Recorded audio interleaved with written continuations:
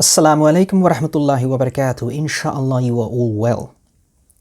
So this is Bussa Krishna, an Indian man who famously spent around 14 lakhs, I think, building a shrine in his backyard with a Donald Trump statue.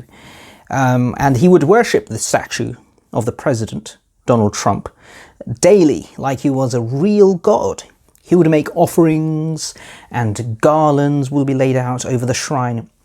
Now, his obsession began after he said that he actually saw the American president, Donald Trump, in his dream.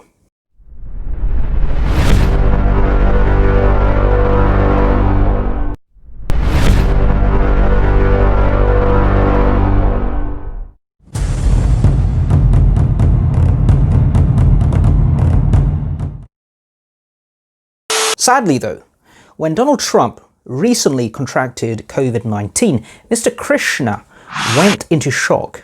According to family members, he was so grief-stricken that he locked himself in his room, kept crying and wouldn't either eat nor sleep. Now, I'll be honest with you, my first take on this incident was that, okay, this is clearly a case of a mental health situation, perhaps.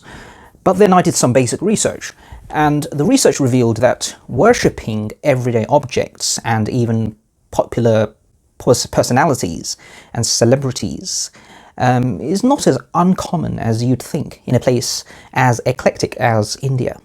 But it did make me think about the tragic course of this incident, where a seemingly healthy young man actually ended up believing that someone like the flawed Donald Trump was literally a living god and therefore worthy of his devotion and, of course, ultimately his grief and, in the end, sadly, his life.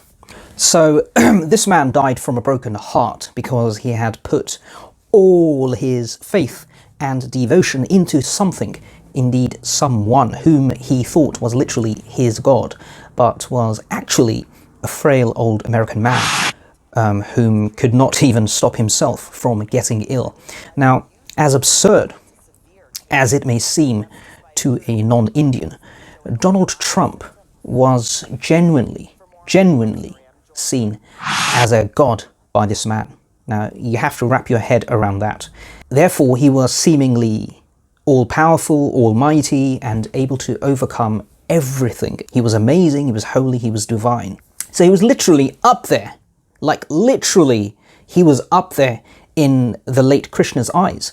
Now, just imagine how we feel about Allah subhanahu wa ta'ala. So when Trump became ill, it was not just a man that had become ill for the late Mr Krishna, it was his all-powerful, loving and living God whom had been struck down by COVID-19. That is how you have to think about it. Now, just think about what's happened here. You've built up this man into a god in your head, and then all of a sudden, this living God gets ill. Now, you can only imagine, or maybe you can't, how devastating a thought that would be for someone to stomach. I mean, I have heard of Bollywood fans committing suicide because their idol has died, but imagine your God is about to die. Whoa, that's big. That is big. That would be huge. Not only are you shocked that a god could possibly get ill? Now try getting your head around that for starters, and then potentially die. But the most important thing, the most important entity in the entire universe to you, perhaps more important than your mother, your father, wife and siblings all put together, is now badly ill and could potentially die and leave you forever. Now, if you've built up someone to that degree, to such an extreme height, that is going to be a huge hit to the system, it's going to be bad, man. Now, obviously, it is sad when anybody dies. His family are clearly devastated, and that is understandable.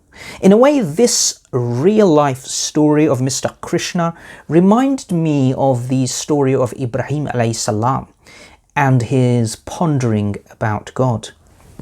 How he would look at the sky and reflect on the star, the moon and the sun, and whether they might be deserving of mankind's worship. But it was obvious to him that such things that disappear like the stars, such things that set like the sun, and such things that go away like the moon could not be God, and therefore worthy of his worship. Now, it is inspiring stories. It is inspiring stories like these in Islam that mean that no true Muslim will ever consider anything or anyone whom is not eternal, ever living and permanent as a God. Because at some point in life, a human being must ask himself or herself some basic logical questions. Who makes the most powerful men in the whole world fall ill? Who takes our life and who gives us our life? Who took Mr. Krishna's life? If Trump is God, why didn't he stop himself from falling ill? Why didn't Mr. Krishna think like that? Why do some people die and some people live? Why didn't God, Mr. Trump, save Mr. Krishna from dying? After all, he was worshipping him day and night. Now, you don't have to be a genius to see that real power does not lie in the hands of mortal men, however powerful they may be in this world, but rather somewhere else. No person or thing created in this world, even a president as powerful as Donald Trump, has control over his life or his death. Now, that's just a fact. So therefore, if you never want to be disappointed, if you want to worship someone and put your trust in someone who actually does have power, real power over life and death, sickness and health, who can actually help you in your time of grief and need and actually answer your prayers, then make sure you do so to that one true, all-powerful and eternal, ever-living God. For then you will never be disappointed.